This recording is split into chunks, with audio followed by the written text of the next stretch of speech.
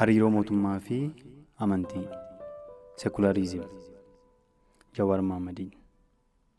Jidduu kana hariiroo mootummaa fi amantii jidduu jiru irratti falmiin godhamaa jira. Anis gama kootiin dhimmicha irratti waa darbachaan ture.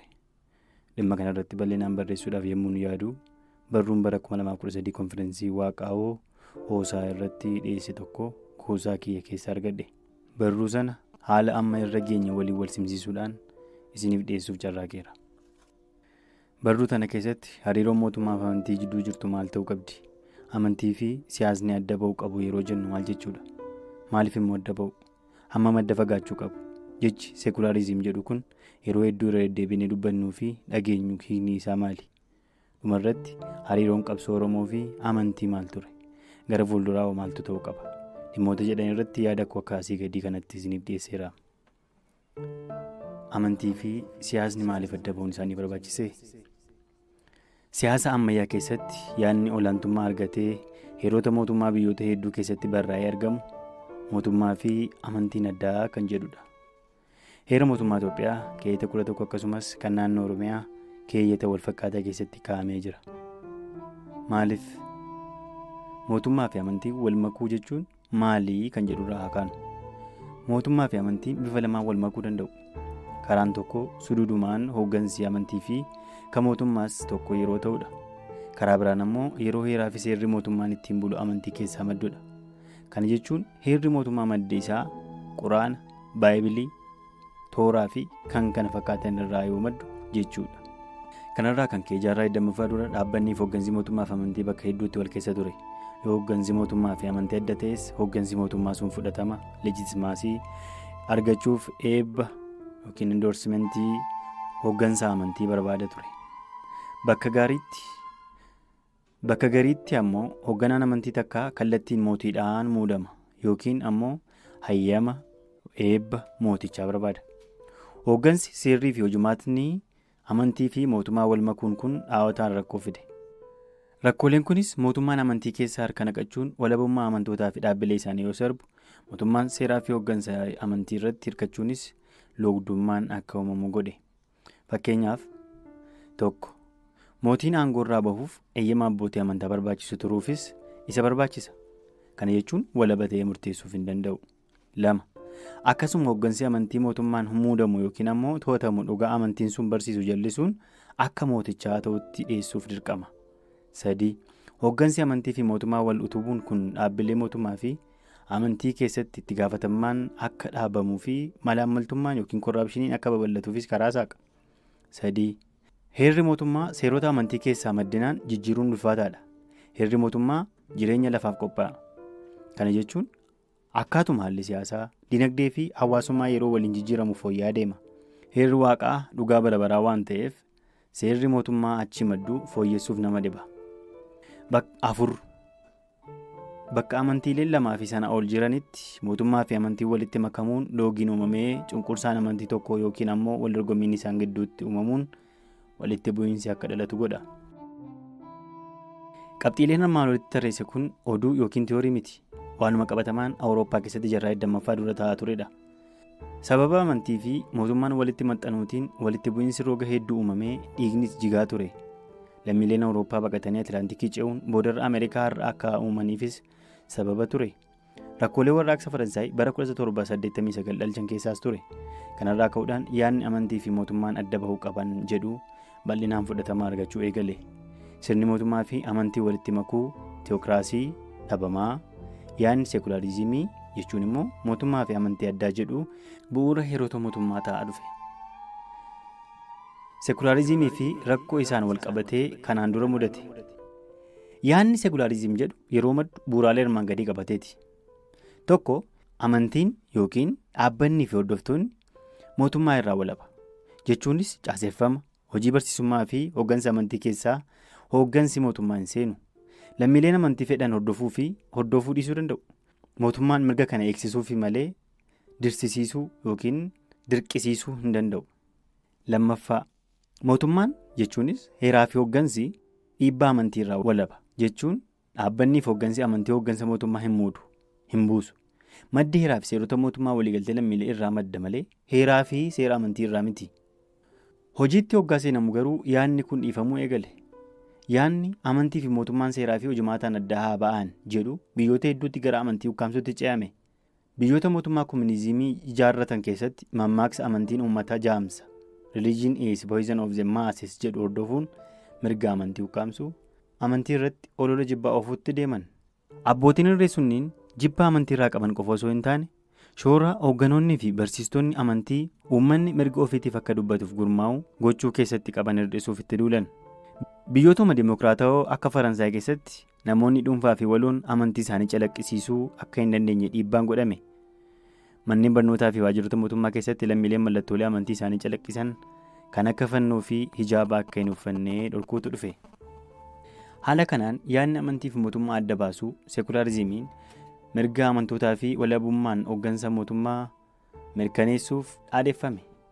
Abbootii irree humneessee mirga amantii ukkaamsuuf meeshaa ta'e. Biyyootuma dimokiraatawaa keessattis finxaaleessummaa yookiin tiraanii of seekularizim uumee mirga amantii dhiibe. Sochiin amantii fi mootummaa adda baafna jedhu hinumaatu dhawaataan deemee amantii maleessummaa yookiin ateezimii fi seekularizimiin akka wal fakkaatan kan godhu ta'e. Mootummoonni kooministii hedduun amantii fi mootummaa adda baafna jecha amantii maleessummaa ilaalcha bu'uuraa yookiin ideoloojii mootummaa hamma godhuutti adeeman. Kun ammoo yaadni seekularizimii bakka lamatti akka bu'u godhe. Inni duraa seekularizimii fo'aa yookiin separatist like it yookiin seekularizim. Inni duraa seekularizimii fo'aa separatist seekularizim. Kan armaan olitti dhiyeessine amantiin kan dhuunfaa waan ta'eef barsiifni aadaan eenyummaanii fi mallattoon amantii gonkumaa mul'achuu hin qabu kan jedhudha. Yaadni kun biyyoota akka Faransaay keessatti ammas hojiirra kan jiru ta'us biyyoonni hedduun yaada lammataa armaan gadii hordofuutti seenaniiru. Inni lammaffaan seekularizimii wal dandeessisaa akka madeetiif seekularizim. Yaadni kun mootummaa fi amantiin adda bahuun sirrii ta'us amantiin dhiibamuu fi ukkaanfamuu qabu jedha. Seekularizimii wal dandeessisaa. Yaadni kun mootummaa fi amantiin walitti makamuun miidhaa akka qabu amanus yaada amantiin mandhee dhuunfaa yookiin private domain qofatti ifatamuu qaba jedhu hin fudhatu. Yaadni kunis kan madde waa lamarraayi. Kan duraa abbootiin irree maqaa seekularizimiitiin mirga amantootaa cunqursuu isaaniiti. Inni lammataa ammoo uummanni addunyaa harki wayyabaa waaqatti waan amanuuf amantii guutummaatti jireenya hawaasaa yookiin public life keessaa balleessuu hin danda'amu hubannaan jedhu uumamuu isaati. Hayyoonni akka Joon Raawulsii fi Joorgen Habermas faan kan yeroo dheeraaf seekularizimii fo'aa yookiin leekeste seekularizim dhaadessaa turan dhuma jireenya isaanii irratti yaada amantii dahoo dhuunfaa qofaatti deebisuun akka hin danda'amnee fi jireenya hawaasaa yookiin public domain keessatti bakka kennuuf hin dirqama akka ta'e dubbatan. Hojiin mootummaa jireenya hawaasaatiif heera, seeraa fi imaammataan haala mijeessuu waan ta'eef amantii guutuutti moggaatti dhiibee takkaa ukkaamseetti gaafatamummaa isaa bahuu hin danda'u jedhan. Kanarraa ka'uunis hojimaata amantii fi mootummaa takka godhuu yookiin teokiraasii fi kan amantii guutuutti moggaatti dhiibuu laakeet afaan Faransaay inni kun jidduutti falli barbaadamuu akka qabu barreessan. Kunis amantii fi mootummaan walittis makamuu addaanis fagaachuu osoo hin taane wal danda'uun yookiin akka madeetiif seekularizimii isaanii barbaachisaa akka ta'e addeessan. Hayyoonni akka Chaarles Taayir, Raajee Bargaa fi Joosee Kaasaanoofaa akkaataa mootummaa fi amantii wal danda'anii deemuu qaban irratti hedduu barreessan. Alfred Steban bifa seekularizimii mootummaa fi amantiin itti wal danda'an kana twin toleration jechuudhaan moggaase. Akkaataa yaada kanaatti mootummaa fi amantiin wal danda'uudhaaf ulaagaalee armaan gadii kana guutuu qabu jedha. 1. Walirraa fageenya seeraan daangeffame. Principled distance. Mootummaa fi amantii jidduu jechuunis hooggansa dhaabbilee fi barsiisa jara lamaanii jidduu walirraa fageenyi wal hubannaa irratti hundaa'ee jiraachuu qaba. Kana jechuun walitti dhufeenya hooggantoota gama lamaanii akkasumas shoorri barsiifni amantii imaammataa fi seerota mootummaa irratti qabu ifatti mareetamee kaa'amuu qabaadha. Gara biraan mootummaanis yoo gaafatame malee hojimaata dhaabbata amantii keessa hin lixu. Hooggansi amantiis yoo barbaadame malee hojimaata mootummaa keessa hin lixu. Walitti dhufeenyi gama lachuutiinis dambii fi wal hubannaa dursee lafa kaa'amuun waliigalamuu qabaadha. 2. Fageenya walqixxaataa equidistance. Mootummaan amantiilee hunda irraa fageenya walqixxaataa irratti argamuu qaba. Kana jechuun mootummaan gochaan, jechaan, mallattoon jechuunis simbolikaalii amantii tokkotti dhiyaate kan biraa irraa kan fagaate ta'uu hin qabu. Uummanni shakkii yookiin perseepshinii akkasii akka hin uumamneef dhaabbilee fi hooggantoota amantii yeroo dhimma mootummaa irratti hirmaachisan hunda isaanii bifa walqixa ta'ee ta'uu qaba. 3. Kabaja hundaaf kennu. Respect for all. Mootummaan amantii hundaaf kabaja walqixaa qabaachuu qaba. Kana jechuunis mootummaan barsiisaa, mallattoo, hooggansaa fi adeemsa isaa keessatti hordoftoota amantii hundaatiifuu beekamtii walqixa kennuu danda'udha. Fakkeenyaaf hooggansi mootummaa barsiisni amantii biraa kan dhuunfaa isaatiin faallaa ta'us hanga hojii mootummaa irra jirutti ejjennoo isaa ibsuu hin qabu. Miidiyaaleen mootummaas gabaasa barsiisaa ta'e mallattoolee amantii tokko busheessanii kanneen biraa dhaadheessuu hin qabanii jechuudha. 4. Waldanda'insa gama hundaa. Mutual accommodation. Hooggansi dhaabbileen mootummaa fi amantii beekamtii walii kennuu qabu. Kana jechuun hooggansi mootummaa dhimma bulchiinsa biyyaa keessatti aangoo fi itti gaafatamummaa guutuu akka qabu hooggansi amantii beekamtii kennuu qaba. Gama biraanis dhimma amantii isaanii keessatti barsiifnii fi dhimmi jaarmaya amantii to'annoo yookiin koontiroolii mootummaatiin ala ta'uu fi hooggansi amantii fi hordoftoonni walabummaan kan geggeeffaman ta'uu hooggansi mootummaa beekamtii kennuu qaba. Kana gochuun hooggansi gama lamaanii akka wal hin shakkine, wal hin doorsifnee fi hojii maatii irratti gufuu walitti hin taane fayyada. 5. Waliif tumsa gaarii. Positive cooperation. Hooggansi amantii fi mootummaa tajaajila hawaasaa irratti waliif tumsuu qabu. Fakkeenya gaariin haala koronaa ammaa keessa jirrudha. Mootummaan balaa kana jalaa uummata baraaruuf seera baasa.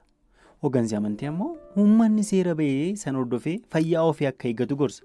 Bifa kanaan mootummaa fi amantii waliif tumsanii uummata tajaajiluu danda'u jechuudha. 6. Hirmaannaa walqixxaataa qabaachuu. Equitable participation, representation in political affairs and distribution of power privilege. Hordoftoonni amantiilee garaagaraa biyya tokko keessa jiran mootummaa keessatti hirmaannaa madaalawaa yookiin equitable ta'ee qabaachuu qabu. Kunis bakka bu'ummaa bulchiinsa mootummaa, qoodama dinagdee, himata seenaa, historical narrative akkasumas ijaarsa eenyummaa biyyoolessaa keessatti hordoftoonni amantii hundaatuu qooda madaalawaa isaaniin maluu argachuu qabu. 7. Amantiiwwan karaa faallaa ta'een dhimma itti ba'amuun isaanii akka malu beekuu. Multi-vocality. Amantiileen hundinuu badiifis toltuufis dhimma itti ba'amuu akka danda'an beekuun barbaachisaadha. Jechuun barumsi amantii kamittuu akkuma namoonni irra jireessi waan gaariif jireenya isaanii massaakuuf dhimma itti bahan, gariin ammoo akka hojii hamaaf isaaniitiif tolutti hiikuu akka danda'an amanuudha. Fakkeenyaaf amantiin hundi ollaa keessan jaalladhaa gargaaraa jedha. Namni hamaan garuu keewwata hedduu keessa jecha takka luqqasee ollaa diinoomsuuf itti fayyadamuu akka danda'u beekuudha. Kun ammoo amantiilee jiran jumlaan maqaa xureessuu irraa nu oolcha. Akkasumas amantiin waan hamaaf oolu akka malu beekanii mootummaaf dhaabbileen amantii finxaleessummaa waliin taanii akka faccisan gargaara. Lammiileen biyya tokko mootummaaf jaarmiyaalee amantiifis miseensa walooti. Akkuma barruu kana keessatti agarre mootummaa fi amantiin yoo akka malee walitti siqanii wal keessa seenanis yoo wal dhiibanii walirraa fagaatanis kan miidhamu lammiilee qaamni lachuu tajaajiluuf dhaabbatanidha. Hariiroon mootummaa fi amantii ilaa fi ilaamee yookiin pirinsipilsii 7 armaan olii irratti yoo kan daangeffamu taate walabummaa walii eeganii, waliif tumsanii, nageenyaaf misooma biyyaaf akkasumas misooma qaamaa qalbii lammiileef hojjechuu danda'an jedhamee amanama. Faallaa kana mootummaan barsiisaa fi hojimaata jaarmiyaalee amantii keessa yoo seene mirgi amantii sarbuu qofa osoo hin taane walitti bu'iinsa hamaa affeeruu akka danda'u seenaan addunyaa ragaadha. Mootummaan amantii takka ofitti qabee kanneen biraa yoo achi qabe loogii uumuu qofa osoo hin taane balaa affeera. Itoophiyaa fi seekularizimii. Erga uumamtees Itoophiyaan hariiroo amantii fi mootummaa bifa adda addaa sadan geggeessuuf yaaltee jirti. Minilik irraa kaasee hanga bara Haile Sillaaseetti amantii fi mootummaa wal makoo turan. Amantii mootummaatiitu state religioniitu ture. Kun ammoo walabummaa fi walqixxummaan amantii akka hin jiraanne godhe. Bara dargu ammoo faallaa sanii deemame. Separatist secularism gubbaatti tuqnee hojiirra oolchuuf yaalame. Amantiin mootummaa irraa kan fageeffame qofa osoo hin taane mootummichi ilaalcha farra amantii sarkaanfachiisaa ture. Yeroo kanatti walqixxummaa amantii uumuu irratti fooyya'insi jiraatus walabummaan amantii garuu sarbamaa ture. Bara sirna addawaa'ee immoo yaalii nugusootaa fi dargii keessatti godhame wal madaalchisuuf yaalame. Amantii fi mootummaan heeraan adda baafaman. Ta'us seerri kun dhugaatti hojiitti ni qabne. Mootummaan suduudaa fi lafa jalaan dhaabbilee amantii harka keessan naqachuun dantaa paartii aangoo harkaa qabuutiin oolchaa ture. Yeroo ammaa kanattis dhimmi hariiroo amantii mootummaa bifa haaraan ijoo dubbii taa'aa jira. Erga muummichi ministeera Abiy Ahmed gara aangoo dhufee hojiin mootummaa fi amantii bifa nama yaaddessuun walitti makamuu eegalee jira. Walitti dhufeenya amantii fi mootummaa kun rakkoo akka hin uumneef gamanummaa seeraa fi seerara qabsiisuun barbaachisa. Anis kanumaafan yaada kana katabe. Amantii fi qabsoo Oromoo. Qabsoon Oromoo dhalootumaa kaaftee dhimma seekulaariizimiitiin walitti fullaate. Kunis karaa sadiini.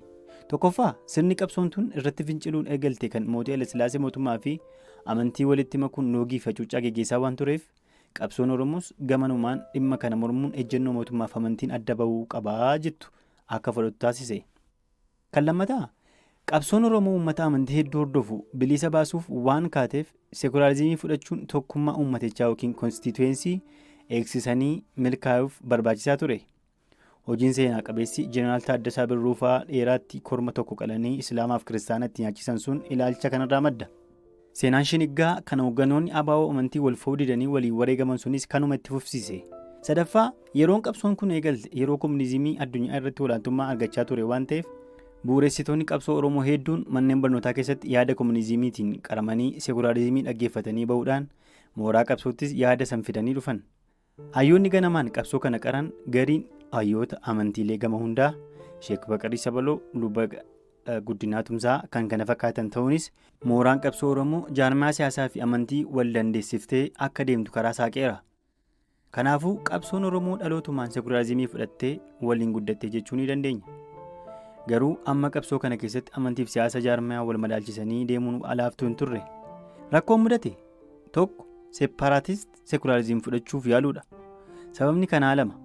Kan duraa hayyoonni yuunivarsiitii keessa darbuun qabsoo hoogganuutti dhufan yaada seekulaariizimii maddi isaa komuniizimii ta'een qaramanii waan ba'aniif amantiin guutummaatti siyaasa irraa akka fagaatu barbaadaa turan. Sababni lammataa uummanni Oromoo amantiilee garaagaraa waan hordofuuf tokkummaa isaa eegsisuuf jaarmiyaa fi hooggansi qabsoo amantii irraa hedduu fagaachuu qabaa kan jedhudha. Yaadni kun hamma hoogganoonnii fi qabsaa'onni amantii isaanii calaqqisiisuu hin qaban jedhutti kan deemu ture. Ta'us mooraan qabsoo Oromoo seekulaariizimii bifa saniitiin hedduu tarkaanfachuu hin dandeenye. Gara seekulaariizimii amantiif siyaasaa wal dandeessisee deemuutti dhufuuf dirqamte. Sababni kanaas haala qabatamaa uummatichaati. Qabsoon kun uummata baadiyyaa irratti kan hirkate turte. Uummanni akkasii ammoo parsantii 100 amantii hordofa. Jireenya hawaasummaa fi dinagdee isaa amantiin kan wal qabatedha. Kanaafuu qabsaa'onni jireenya hawaasaa kana madaffachuu waan qabaniif amantii xireeffatanii fi irraa fagaatanii uummata hawwachuu fi gargaarsifachuu akka hin dandeenye hubatan.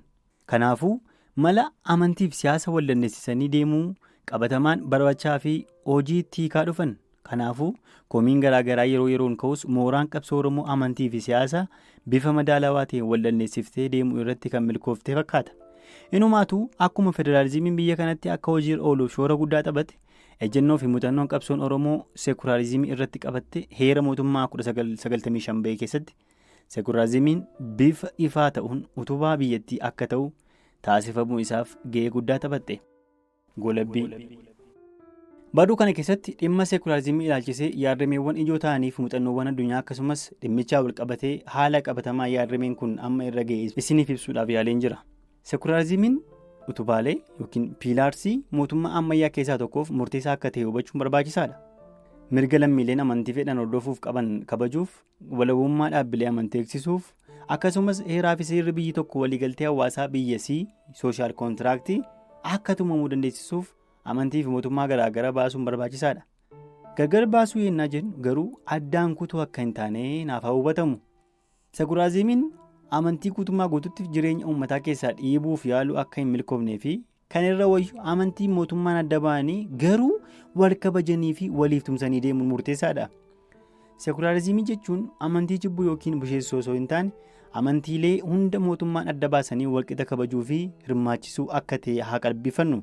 Keessattuu biyya akka keenyaa kan amantiilee hedduu fi seenaa loogii fi cunqursaa qabdu keessatti seekulaariizimiin amantii fi mootummaa adda baasanii marga lammiilee eeguu qofaaf osoo hin taane sirna uummataa sadaneessa ta'e wal dandeessisanii bulchuu yookiin daayivarsiitii manaajiment akka ta'e hubachuu qabna. Adeemsi askaluu kana qondaalonni biyya keenya bulchaa jiran mootummaa fi amantii walitti makuu eegalan kun gamanummaan qeeqamee seeraa fi sarara akka qabaatu gochuun dhimma murteessaadha. Tiruun bultee lafee taatii akkuma jedhan wanti har'aa akkam tooftaa yeroo short term taaktik fayyadamnu dhibee hamaa yookiin kaanserii yeroo dheeraa uumuu waan maluuf qondaalonnis haala itti jiran dhaabbatanii ilaaluun karaatti akka deebi'an dhaamsa koo gamanamumaan dabarsuun barbaada. Jawaar Mohaammadiin.